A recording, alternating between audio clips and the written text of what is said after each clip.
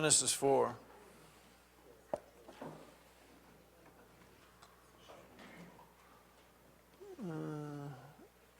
Genesis 4 is a record about Cain and Abel. 4:3, so it came about in the course of time that Cain brought an offering to the Lord from the fruit of the ground. And Abel, on his part, also brought of the firstlings of the flock, of their fat portions. And the Lord had regard for Abel and for his offering, but for Cain and for his offering he had no regard. So Cain became very angry, and his countenance fell. Now we know from later records in Hebrews and other places that Abel's sacrifice was done in faith, and it was done therefore in accordance with what God had wanted done. And Cain's was not done in faith, and it was done as he decided to do rather than being obedient to God. Either way, Cain's was not accepted, and Abel's was. Now check this out. Verse 5, and Cain and his not regard. So Cain became very angry, and his countenance fell. And the Lord said to Cain, "What's your problem? Why are you angry? And why has your countenance fallen? If you do well, will not your countenance be lifted up? And if you do not do well, sin is crouching at the door, and its desire is for you, but you must master it." I mean, you got to love God. Well, that's for intervening here. He says to him, "What are you angry about? You're angry at me because I'm blessed with your brother, and I'm not blessed with you. Your brother did what I told him." It's just like it's like two little children, right? Your brother did the right thing, you did the wrong thing. I'm blessed with his, and I'm not blessed with what you did there. And you're angry? What are you angry about? How about you change your mind? And you know what? Sin's knocking at the door. It's crouching at the door. And you gotta learn how to conquer it. So he helps him, he tells him what to do. He totally ignores it. And it says in verse 8, and Cain told Abel, his brother. Should change his mind instead of talking to his brother. But Cain told Abel his brother, and it came about when they were in the field that Cain rose up against Abel his brother and killed him. And Yahweh said to Cain, "Where is Abel your brother?" And he said, "I don't know." This is unbelievable, right? "Am I my brother's keeper?" Get attitudey with God? This is not smart. "I don't know where he is. What am I, my brother's keeper?" How many times have we heard that, right? Yeah. And he's talking to the omnipresent, all-knowing God. I mean, how stupid can we be? And he said, "What have you done? The voice of your brother's blood is crying to me from the ground." Now, here's God's judgment. "You are cursed from the ground, which has opened its mouth to receive your brother's blood from your hand. When you cultivate the ground, it will no longer yield its strength to you. You will be a vagabond, a vagrant, and a wanderer." King James says vagabond, right? A vagrant and a wanderer on the earth. A vagabond and a wanderer. No set place. You're not going to feel at home anywhere. You're going to be a wanderer. You ever been a wanderer? I have. It's not a comfortable feeling. You ever been in a foreign place and felt like you don't? Maybe some of you feel that way on a regular basis, where you don't feel like you fit in. That's the way this guy's whole life was going to be. Now, mind you, for you, that's 70, 80 years. For him, those days, they lived close to 1,000 years. That's a long time. Cain said to the Lord, "But my punishment is too great to bear. Behold, you have driven me this day from the face of the ground, and from your face I will be hidden, and I will be a vagrant and a wanderer on the earth. Whoever finds me will kill me." So the Lord said to him, "Okay. Therefore whosoever kills Cain, vengeance will be taken on him sevenfold." And the Lord appointed a sign for Cain so that no one finding him would slay him. Then Cain went out from the presence of the Lord and settled in the land of Nob. So he was not in the presence of God throughout his life. In your notes it says, what we see with Cain and Abel, we learn that the seed of the serpent, that would be the children of the evil one, characterized by Cain, disregard God's commands and then hold hostility towards those who regard Yahweh's commands. He got upset with Cain because Cain was doing the right thing. And there you have humanity.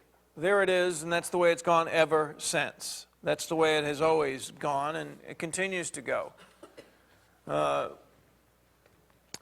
We are so in the middle of that now in our society, but we're clueless to it. You know, we're not quite grabbing this Muslim thing and this Christian thing. We're just thinking we're not quite understanding what's going on. But there's a real hatred going on. And there's no, you know, and all right. I told someone today I don't talk about politics when so what we see here is that, but I guess I have thoughts about it. With Cain and Abel, we learn that the seed of the serpent discard God's commands and hold hostility towards those that regard Yahweh. The God of judgment exercises his right and authority to exercise his judgment in the present. What I mean by that is that I showed you that ultimately in the end, we know that in the end is the day of judgment. This is not the day of judgment. This isn't the time of judgment. The day of judgment is yet to come when Christ comes back. That's referred to as the day of judgment, the end, when judgment comes. But that doesn't mean that God can't exercise his judgment whenever he thinks it to be prudent and beneficial to what he determines it to be. So in this case, he had his judgment on Cain. There are sometimes, as many times in the Scriptures, where you see that God's judgment isn't there. Other times it is there. Because he is wise, he knows what he's doing, he makes the right judgments at the right time. So that's what I mean by this. The God of judgment exercises the right and authority to execute judgment in the present. The unrepentant sinner is excluded from the presence of Yahweh. That's what I saw in this record. The unrepented sinner is excluded from God's presence. Good stuff. You see it right in the very beginning, and you see that Yahweh makes a judgment. Then you go to Genesis chapter 6, and you see there we have another judgment of God, severe judgment of God, in the time of the flood. The time of Noah. In the record, it talks about the sons of God, and I guess, I don't know how much I have time to read all this, but 6:1, now it came about when men began to multiply in the face of the land that daughters were born to them. The sons of God saw that the daughters of men were beautiful, and they took wives for themselves, whomever they chose. And the Lord said, my spirit shall not always strive with man forever, because he also is flesh. Nevertheless, his days shall be 120 years. The Nephilim were on the earth in those days, and also afterwards, when the sons of God came into the daughters of men, and they bore children to them. Those were the mighty men, were of old men of renown, men making a name for themselves. And the Lord saw that the wickedness of man was great in the earth, and every intent of the thoughts of his heart was only evil continually. In your notes, the sons of God in this section, that term, that phrase, the sons of God, elsewhere in the Bible, it's referring to angels, and I have those places in Job and Daniel. Angels in the time of Noah, we know from 1 Peter chapter 3 that some of the angels in the time of Noah, some of the evil angels in the time of Noah, have been locked in prison. And apparently because they did something that was of grave significance, more so than anything that they have done since, because we don't know of any time of this happening again. But whatever happened in that day, these spirit beings, these angels, these fallen angels, it was so grievous what they did. God put them in a prison where they have been ever since, and they will be until the day of judgment. I don't know where that, it's a spiritual thing. I don't know what that means. Apparently, they did something really bad.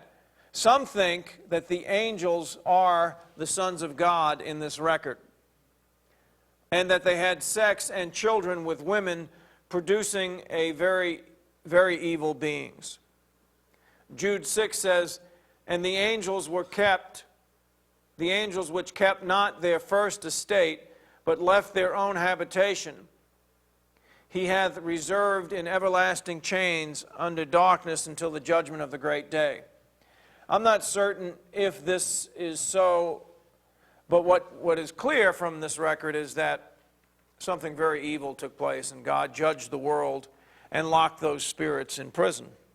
Again, the world and the spirits were the seed of the serpent. The whole world had embraced the things of the serpent, the devil, and certainly the demons had also. God pronounced his judgment and destroyed all of the earth.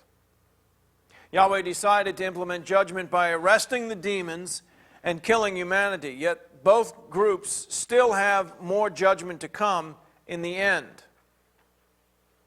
That's what he said. They're held in chains until the day of judgment. So those demons that are locked in chains now, in the day of judgment, they will be thrown into the lake of fire. The humans that suffered and died in the time of Noah, or, that were sinful, every thought of their imagination of their minds were evil all the time, judgment was passed on them. Their mortal life came to an end. They drowned. But they will be resurrected again in the last judgment, and they will receive the final judgment, which will again be eternal death, characterized by the lake of fire. The ramifications of this judgment that took place, I think, again, it's important to know that it's so much easier to understand what the understanding that we've come to in the class about God's knowing everything that's available to know, but not necessarily knowing everything that's going to happen in the future.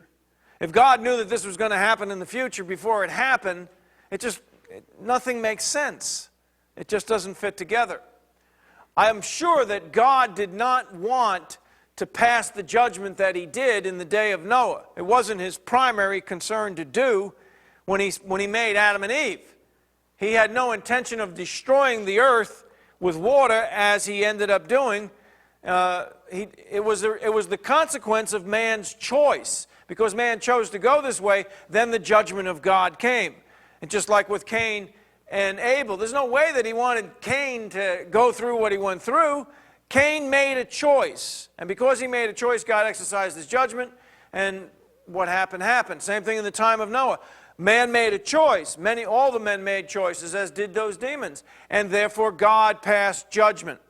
Now again, this is one of those things where the ramifications of the judgment that took place in the day of Noah is something that we continue to suffer today.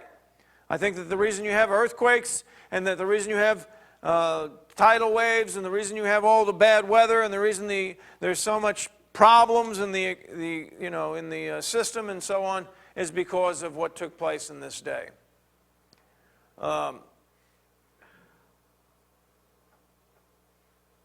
It's the same process, though. If you don't cut off the leg, the whole body's going to be gone. If he didn't do what he did in the day of Noah, Noah's son, one of his sons, didn't do too well, right, after the flood. There's a very good chance that all of humanity would have been lost. Had he not saved Noah by his grace, all of humanity would have been lost and there would have been nothing.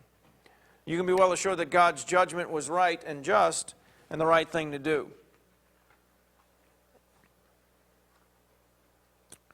If Yahweh had not intervened, the devil and evil may have come completely out of control and doomed humanity. In Genesis chapter 11 is the Tower of Babel. The Tower of Babel is where everybody, they were building this tower. God had specifically stated to him in Genesis 9:1, after the flood, when Noah landed, he said to Noah and his sons, Be fruitful and multiply and fill the earth. Now, in the time of Genesis 11, they concerned themselves with making a name for themselves, just like the evil people did in the day of Noah. And they decided that they weren't going to fill the earth, they were going to stay in this one location. And for what, I don't pretend to understand all the reasons why, but God decided at that time to confound their languages, hence we get all the languages of the world. Again, this is not what God originally wanted. Everybody was talking the same language. How much easier it would be if everybody spoke the same language. And you know, the consequences of man's sin, and God having to do what was necessary to preserve man, is why we have the differences of languages. Had he not done so, we can conclude that it would have been worse than it is that we do have the diversity of languages that we do today. Can you imagine that something, maybe it's not as difficult for you, Mercedes would appreciate it, Dave would appreciate it, you know, that how difficult it is not having everybody speak the same language. It's really annoying. It really limits what man can do. And that was the point. Keeps man divided. Because if he's united, he's not good together. So, things are broke. And God's trying to hold them together, as you know, he's trying to hold them together best he can, and he does with these judgments the best that he can do, but there's always a negative ramification because of the sin of man. Look at John chapter 5, please. In Genesis chapter 19, you see there's the judgment against Sodom and Gomorrah.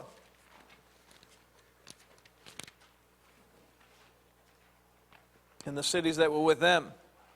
God saved the only righteous man that was there, and he destroyed all the rest of them. And now Sodom and Gomorrah stand as an example of the judgment that's going to come at the end. In John chapter 5, verse 27. And he gave him authority to execute judgment, because he is the Son of Man. Jesus talking about himself. Do not marvel at this, for an hour is coming in which all who are in the tombs will hear his voice, and he will come forth, those who did good deeds to the resurrection of life, and those who committed evil deeds to the resurrection of judgment. I can do nothing of my own initiative. As I heard, I judge, and my judgment is just, because I do not seek my own will, but the will of him who sent me. And if I alone testify myself, my testimony is not true.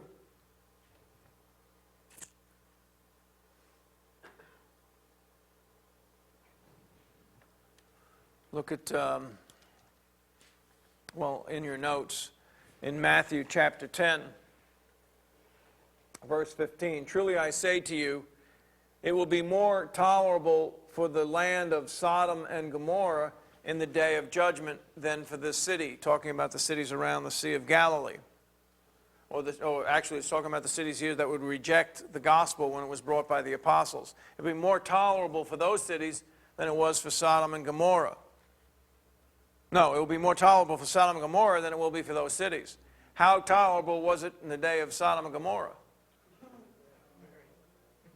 It was totally destroyed. Everybody therein was destroyed. It's going to be worse for those guys.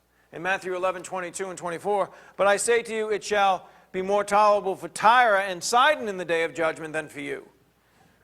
O you Capernaum, which are exalted to heaven, shall be brought down to hell. For if the mighty works which had been done in you had been done in Sodom, it would have remained until this day. But I say to you that it shall be more tolerable for the land of Sodom in that day of judgment than for you. And then in Matthew 12, 41 and 42, the men of Nineveh will stand up with this generation at the judgment. The men of Nineveh, the time of Jonah, when Jonah went there and they repented. And will condemn it because they repented at the preaching of Jonah. And behold, someone greater than Jonah is here. The queen of the south, that would be Bathsheba?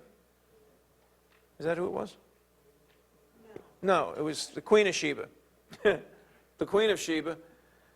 came from the south, will raise up with this generation at the judgment and condemn it, because she came from the ends of the earth to hear the wisdom of Solomon, and behold, someone greater than Solomon is here. He's referring back to these judgments of the past, talking to these people in the present about the judgments that are going to come in the future. The thing about understanding Yahweh, you have to embrace this whole aspect of judgment. It's vital. You see, judgment for the innocent is not intimidating. Judgment for the innocent is yearned for. You embrace it. The guilty don't like judgment. You know, in our society today, the people that have a hard time with the courts and the lawyers and the judges and all that nonsense, you know, they don't like the whole judgment thing. It's not pleasant for them. For all of the rest of us that aren't breaking laws, we don't even think about it. We're thankful it's there, because if it wasn't there, our homes would be stolen from, and, you know, we'd have, you know, we couldn't walk around our streets safely. So for those that are righteous, judgment is something that is embraced. We're looking forward to it. We're not fretting it. We're not negative about it. We want it, because then there'll be eternal peace. But those who are unrighteous, they should be really sweating it. The irony of it is they could care less. You know, the criminals don't really care, or else they wouldn't be criminals. I mean, they're not really concerned about it until they get caught. And in that day, you know, then they'll care about it when judgment is passed. It's a very big part of the promises of God. Look at Isaiah chapter 11. Psalms, Proverbs, Ecclesiastes, Song of Solomon, that direction. Isaiah chapter 11. The way it happens is that Jesus comes back, and then after, you know, he comes back in the sky, and those that are believers, those who have been believers throughout all ages, when he comes back, will be raised from the dead. Those that are believers, if he comes back tonight, for example, those of us that are believers now, we will be transformed. We will be given new bodies. Those that are dead and those that are believers who are alive when he comes back, we go up into the air and we meet Jesus in the air. And that's going to be nice. And then we descend with Jesus, because he then begins to rule here on earth for 1,000 years. He becomes the king from Jerusalem, sitting on the seat of the throne of David, and he will rule the world for 1,000 years. During that period of time, Satan will be locked in chains. The demons and Satan and that evil influence will be gone. It'll be a lot better place. And then there will be the people that were raised with Jesus will be the governmental leaders of the world, will be the priests and the rulers of the world, with King Jesus over the top. Sounds like a much better situation than we have currently. That was sarcasm. Gee, if you can't tell, it's not that good. Isaiah 11, this is Jesus ruling. Then the shoot will spring from the stem of Jesse, and a branch from the roots will bear fruit. And the Spirit of the Lord will rest on him, the Spirit of wisdom and understanding, the Spirit of counsel and strength, the Spirit of knowledge and the fear of the Lord. Verse 3, he will delight in the fear of Yahweh. He will not judge by what his eyes see, nor make a decision by what his ears hear. But with righteousness he will judge the poor, and decide with fairness the afflicted of the earth. He will strike the earth with the rod of his mouth, and with the breath of his lips he will slay the wicked. Also righteousness will be the belt about his loins, and faithfulness the belt about his waist. That's going to be a good time. That's when true justice will be here on earth. You know, that the governments of the world and the societies of the world, you know, Justice will finally prevail because you will have a just king doing the judging, with a whole slew of people underneath him qualified to make right judgment. Until that time, it's just not going to happen. It seems to get worse, not get better. And we're in the best system, probably one of the best systems that's available. Nonetheless, this whole judgment thing is a very big piece of understanding our God and the life that we live. I wanted to close by looking at Genesis 32, because it's one of the early judgments. And what I like about it is it helps us to have faith about how Yahweh works with us today. Back to Genesis 32. This is the record of Jacob, who went to Laban to find a wife, and he found the two sisters. Remember, the one he was attracted to, the father said, you can have her, you just got to work for me for 7 years. Works for her for 7 years. The night they're going to consummate their relationship, it's night, can't see. She comes in, it's dark. He wakes up the next morning, it's not her, it's her sister. Bummer.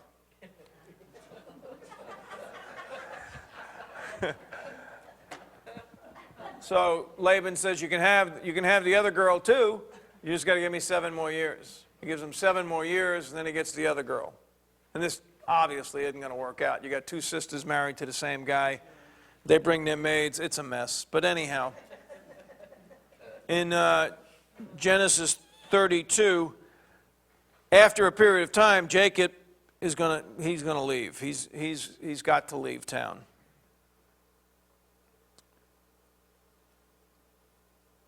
That's not the record, is it? That's too many.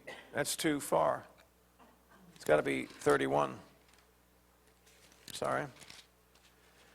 Chapter 31. And Jacob heard that the words of Laban's sons.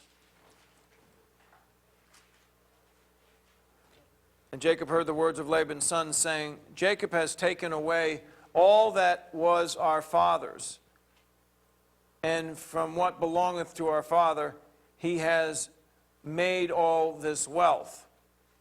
So Laban is Jacob's father-in-law. His brother-in-laws, Laban's sons, are jealous of Jacob because God has been blessing Jacob abundantly. And Jacob saw the attitude of Laban, and behold, it was not friendly toward him as it had been formerly. And the Lord said to Jacob, return to the land your fathers and to your relatives, and I will be with you. So God says to him, get up and go. I'll be with you. Omnipresent. And Jacob sent and called Rachel and Leah to his flock in the field, and said to them, I see your father's attitude, that it is not friendly toward me as formerly, but the God of my father has been with me. You know that I have served your father with all my strength. Your father has cheated me and changed my wages 10 times. However, God did not allow him to hurt me. If he spoke thus, the speckled shall be your wages, the speckled animals will be your wages, then all the flock brought forth speckled. And if your father said, then all the striped shall be your wages, then all the flock came forth striped. Thus God has taken away your father's livestock and given them to me. And it came about in a time when the flock were mating, that I lifted up my eyes and saw in a dream, and behold, the male goats which were mating were striped, speckled, and mottled. Well, we all have different words. And then the angel of God said to me in the dream, Jacob, and I said, here I am. He said, lift up now your eyes and see that all the male goats which are mating are striped, speckled, and motley. I don't know. And for I have seen all that Laban has been doing to you. I am the God of Bethel, where you anointed a pillar, where you made a vow to me. Now arise, leave this land, and return to the land of your birth. Rachel and Leah said to him, do we still have any portion or inheritance in our father's house? Well, no, there wasn't much left. Are we not reckoned by him as foreigners? Their daddy wasn't so nice to them. For he has sold us and has also entirely consumed our purchase price. He sold his daughters for 7 years of labor. Surely all the wealth which God has taken away from our father belongs to us and our children. Now then, do whatever God has said to you. So the girls say, we're going with you. Then Jacob arose and put his children and his wives upon his camels, and he drove away all his livestock and all his property which he had gathered, his acquired livestock which he had gathered at Padan Aram, to go to the land of Canaan to his father Isaac. And Laban had gone to shear his flocks. Then Rachel stole her household idols that were her father's. Not good. And Jacob deceived Laban the Aramean by not telling him that he was fleeing. So he fled with all that he had. And he arose and crossed the Euphrates River and set his face toward the hill country of Gilead. And when it was told Laban on the third day that Jacob had fled, he took his kinsmen and with him pursued him in the distance of 7 days' journey. And he overtook him in the hill country of Gilead. And God came to Laban the Aramean in a dream of the night and said to him, be careful that you do not speak to Jacob either good or bad. Laban caught up with Jacob. Now Jacob had pitched his tent in the hill country, and Laban and his kinsmen camped in the hill country of Gilead. And Laban said to Jacob, what have you done by deceiving me and carrying away my daughters like captives of the sword? Why did you flee secretly and deceive me, and did not tell me, so that I might have sent you away with joy and with songs and with timbrel and lyre? Okay. And did not allow me to kiss my sons and my daughters. That would be his grandsons and his granddaughters. Now you have done foolishly. It is in my power to do you harm. But the God of your father spoke to me last night, saying, be careful not to speak either good or bad to Jacob. Now you have indeed gone away because you longed greatly for your father's house. But why did you steal my gods? And Jacob replied to Laban, because I was afraid, for I thought that you would take your daughters from me by force. The one with whom you find your gods shall not live in the presence of your kinsmen. Point out what is yours among my belongings, and take it for yourself. For Jacob did not know that Rachel had stolen them. Well, long and the short, he looks for the idols. He doesn't find them, although she did steal them. Verse 36, then Jacob became angry. And after they searched and they didn't find him, Jacob became angry and contended with Laban. And Jacob said to Laban, what is my transgression? What is my sin that you have hotly pursued me? Though you have felt through all my goods, what have you found of all your household goods? Set it here before my kinsmen and your kinsmen, that they may decide between us. These 20 years I have been with you. Your ewes and your female goats have not miscarried, nor have I eaten the rams of your flocks. That which was torn of the beasts I did not bring to you. I bore the loss of it myself. You required it of my hand, whether stolen by day or stolen by night. Thus I was, by day the heat consumed me, and the frost by night, and my sleep fled from my eyes. These 20 years I have been at your house.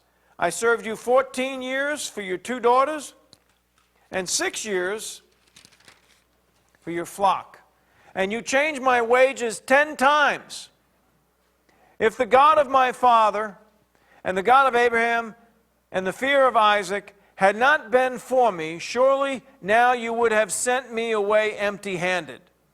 God has seen my affliction and the toil of my hands, so he rendered judgment last night. This is the first place in the Bible the word judgment is used. Then Laban replied to Jacob, the daughters are my daughters, and the children are my children, the flocks are my flocks, and all that you see is mine.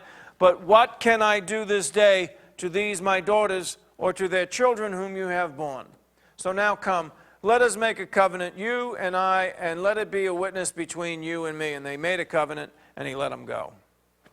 The reason I wanted to bring your attention to this and close with this is because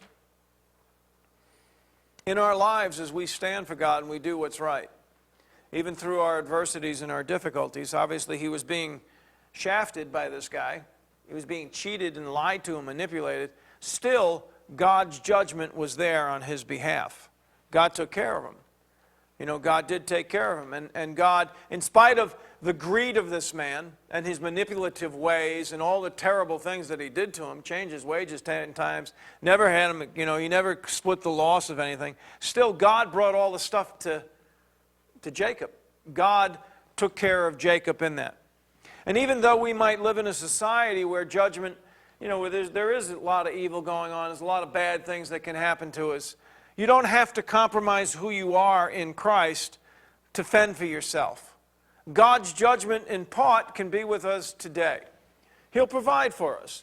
You know, if somebody wants to rip you off and well, let's use the example we just read. If you're working for somebody and they change your wages 10 times and they're not honest in dealing with you, that's not cause for you to turn around and get sinful with them, to get angry, to get hateful and bitter, and to start stealing and conning and cheating them. Rather, it's for you to have your trust in Yahweh, just as Jesus did. I didn't read these verses to you from Romans. But he trusted that the God who judges righteously would take care of him. Now, with Jesus, that meant in the future after his death and resurrection. For us, it means in the day in which we live and in the future.